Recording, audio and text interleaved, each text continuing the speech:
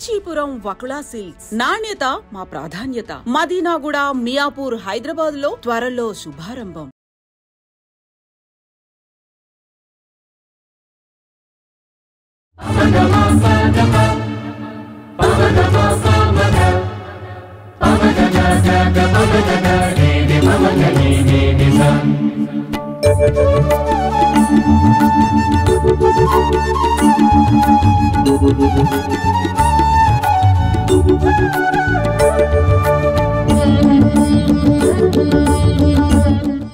సంతోషం గురుగారు, మాకు ఈ యొక్క ముడుపుల విశిష్టతతో పాటు నిజంగా చాలా డౌట్స్ కూడా క్లియర్ చేశారు. ఇక్కడ ముడుపనే కాదు, ఎక్కడ ముడుపు కట్టాలన్నా, ఏదన్నా నోము లాంటి చేయాలన్నా కూడా ఇలాంటి డౌట్స్ ప్రతి ఒక్కరిలో ఉన్నాయి. అవన్నీ కూడా ఈ వీడియో చూస్తే కనుక నివృత్తి అయిపోతాయి.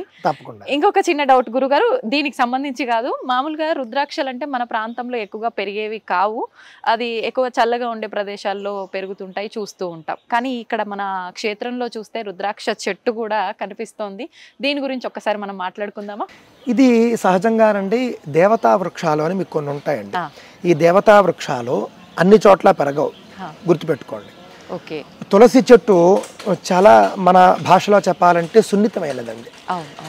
తులసి చెట్టుకి అనేక నియమాలు ఉంటాయి. అందుకే మన ఇంటి వద్ద మనం పెంచుకునేటటువంటి తులసి చెట్టుకి అనేక నియమాలు ఉంటాయి. తులసి చెట్టుకు నియమాలు ఉండటంతో పాటు తులసి చెట్టు ఎలా ఎదుగుతుందో దాన్ని బట్టి కుటుంబ ఎదుగుదల ఇది కూడా ఉంటుందండి. అది కూడా చెబుతారు. దేవతా వృక్షాలు సూచిస్తాయి మనకి అవి.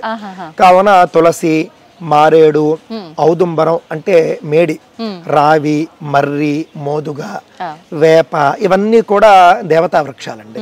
రుద్రాక్ష చెట్టు ఇంకా మనకి చెప్పక్కర్లేదు, పేరులోనే దేవుడు ఉన్నాడు రుద్ర అని చెప్పేసి. శివుడు యొక్క కళ్ళ నుండి రాలినటువంటి కొన్ని అశ్రు బిందువులు. ఆయన ఒకానొక సందర్భంలో కొన్ని వేల ఏళ్ళు శివుడు తపస్సు చేశాడు. తపస్సు చేసినప్పుడు అంతటి తీవ్రమైన తపస్సు తరువాత ఒక సందర్భంలో అలా కళ్ళు తెరుస్తాడు. ఆ కళ్ళ నుండి కొన్ని బిందువులు నేల మీద రాలుతాయండి.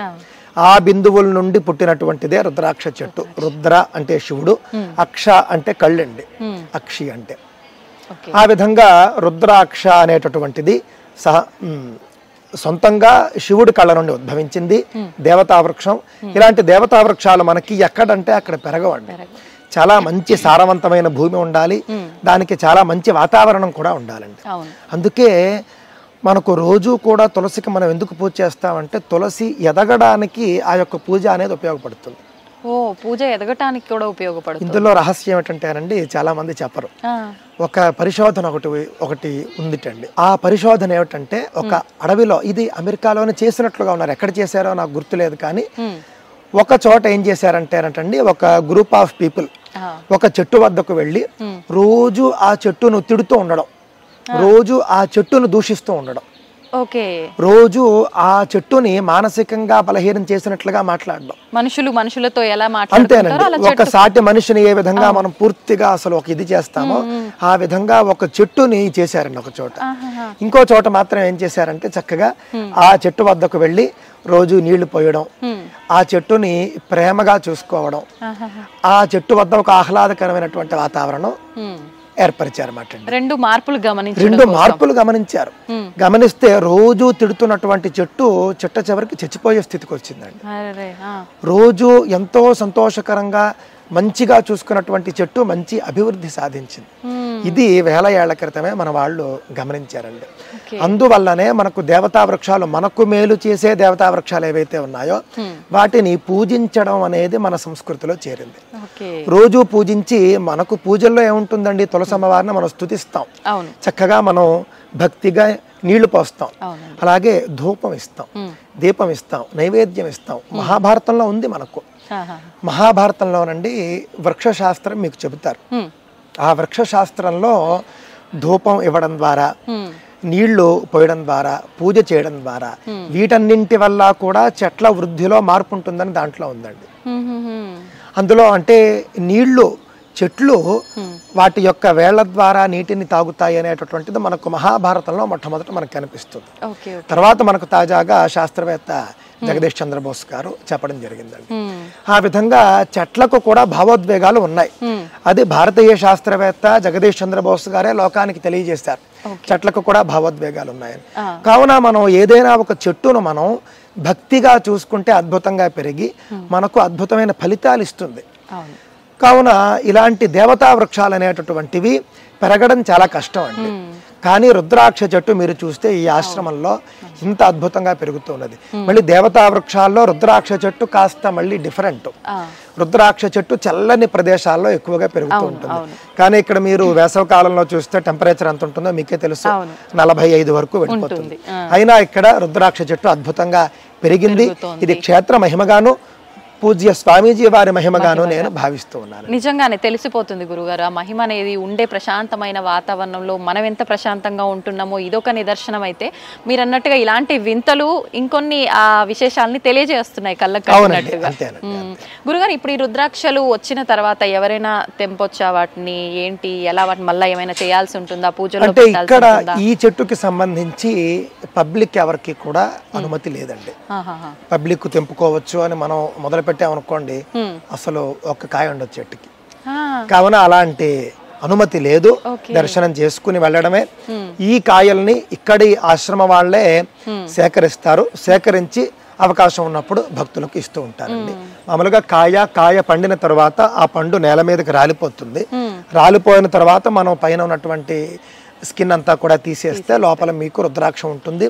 ఇక్కడ సహజంగా ఈ చెట్టుకి పంచముఖ రుద్రాక్షలు వస్తూ ఉంటాయండి. అప్పుడప్పుడు 6 ఆ విధంగా కూడా మనకు కనిపిస్తూ ఉంటుంది. అలాగని ఇది పంచముఖ రుద్రాక్ష చెట్టే అని చెప్పలేము, అటు ఇటుగా కూడా ఉంటుంది.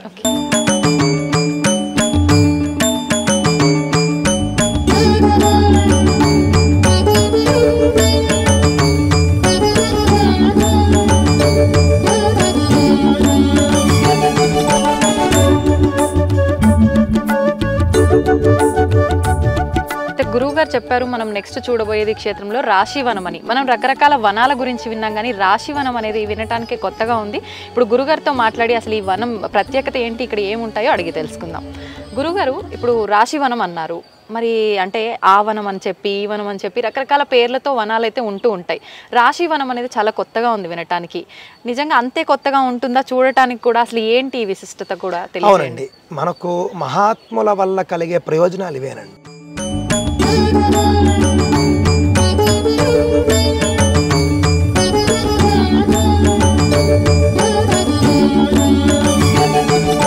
మనం ఇప్పుడు రాశివనంలో ఉన్నామండి. మనకి మహాత్ముల వల్ల కలిగేటటువంటి ప్రయోజనం ఇదేనండి. అవును గురుగారు. మనకు శంకర భగవత్పాదాచార్యుల్లాగా మహాత్ములు భారతదేశంలో అవతరిస్తూనే ఉంటారు.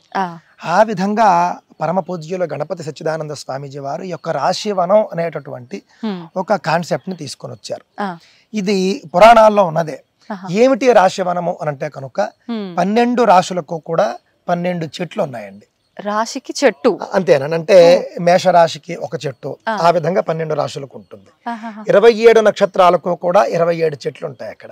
అంటే ప్రత్యేకంగా ఒక చెట్టుని అట్లా నిర్దేశించబడిందే ఉంది. అంతేనండి, ఇది మనకు శాస్త్రంలో ఉంది. 9 గ్రహాలకు 9 చెట్లు ఉంటాయి. మీ నక్షత్రాన్ని బట్టి, మీ రాశిని బట్టి, అదే విధంగా మీ యొక్క జాతకంలో ఏ గ్రహం బలహీనంగా ఉంటే ఆ చెట్టు వద్దకు వెళ్ళి మీరు ప్రదక్షిణ చేయడం కానీ, కాసేపు అక్కడ ఏదైనా మంత్ర జపం చేసుకోవడం కానీ చేయడం వల్ల మీరు మంచి ఫలితాన్ని పొందుతారండి. ఓకే గురుగారు, ఇప్పుడు చెట్టుకు ప్రదక్షిణ అన్నారు మీరు. అయితే ఇప్పుడు ఇలాంటి విషయాలు వినగానే ఆ చెట్టు ఎక్కడున్నా కూడా వెళ్ళి పూజ చేస్తాము, ప్రదక్షిణలు చేస్తాం అంటారు. అంటే ఇది ఇంత మహిమతో కూడి ఉన్న ప్రదేశం కాబట్టి అలా చేస్తే ఫలితం ఉంటుందా? మనం ఎక్కడ చేసుకున్న ఆ చెట్టుకి ఫలితం ఉంటుందా? ఎక్కడైనానండి, మీకు సనాతన ధర్మంలో అసలు గొప్ప వరం ఏమిటంటేనండి, భగవంతుడు ఏ మతం ప్రకారమో కూడా భగవంతుడు నేరుగా వచ్చి కనిపించడం అనేది చాలా అరుదండి. చాలా అరుదు, మనకు చాలా అపరూపంగా జరుగుతూ ఉంటుంది. వేదంలో కూడా పరోక్ష ప్రియా ఇవహి దేవాహ అంటారు. అంటే దేవతలు పరోక్షంగా ఉండడానికి ఇష్టపడతారని. ప్రత్యక్ష ద్విషః అని కూడా ఉంది. అంటే ప్రత్యక్షం అవడానికి కూడా వాళ్ళకి అంతగా ఆసక్తి ఉండదు. అంతటి తీవ్రమైన తపస్సుతోనే వాళ్ళు ప్రత్యక్షం అవుతారు. కానీ సనాతన ధర్మంలో గొప్పదనం ఏమిటంటేనండి, ఈ చెట్లు ప్రత్యక్ష దైవాలు. అదే విధంగా చెట్లు కదిలే దైవాలు. స్థావరాలుగా ఒక చోట ఉండిపోతాయి, కానీ గాలి వేసినప్పుడు కదులుతాయి కదండి. ఆ విధంగా చెట్లు అనేవి కదిలే దైవాలు. కదిలే దైవాలకి మనం వెళ్ళి దండం పెట్టుకున్నా, ప్రదక్షిణ చేసినా, పూజ చేసినా కూడా, అంటే అన్ని చెట్లు కాదు, మళ్ళీ చక్కగా మీకు మన శాస్త్రంలో చెప్పిన దేవతా వృక్షాల వద్ద మీరు ప్రదక్షిణ చేసినా, పూజ చేసినా, అక్కడ ఏదైనా జపం చేసుకున్నా, ఎక్కడికి వెళ్ళినా మీకు ఏ దేవతా వృక్షం మీకు ఎక్కడున్నా కూడా మీకు ఈ ఫలితం ఉంటుంది. కానీ ఇలాంటి దివ్య క్షేత్రాల్లో ఉండే చెట్లకు మరింత మహిమ ఉంటుంది. ఎందుకనంటే ఇప్పుడు మీరు చూసినట్లయితే అక్కడ వారు పూజ చేస్తున్నారు. ఆ విధంగా ఇక్కడ నిరంతరము పూజలు జరుగుతూ ఉంటాయి. నిరంతరము ఇక్కడ చెట్లను సంరక్షిస్తూ ఉంటారండి.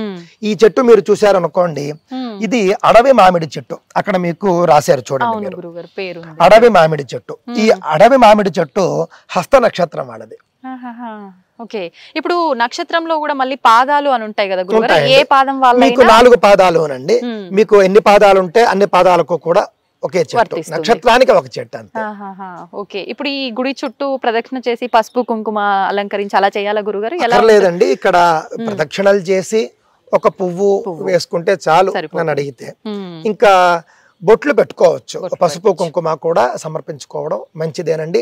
ఈ చెట్టు కోసమని మీరు ఏదైనా ఒక నైవేద్యాన్ని పెట్టారనుకోండి, ఖచ్చితంగా అంటే ఏదో ఒక పండో ఏదో మీరు పెడితే కనుక ఈ చెట్టును ఆశ్రయించి ఉన్నటువంటి జీవులు తింటాయి. అందులో ఉన్నటువంటి సారాన్ని చెట్టు తీసుకుంటుంది. ఏదైనా ఒక వస్తువు మీరు అక్కడ పెడితే అందులో ఉండేటటువంటి ద్రవ పదార్థాన్ని చెట్టు కాస్తో కోస్తో స్వీకరిస్తుంది.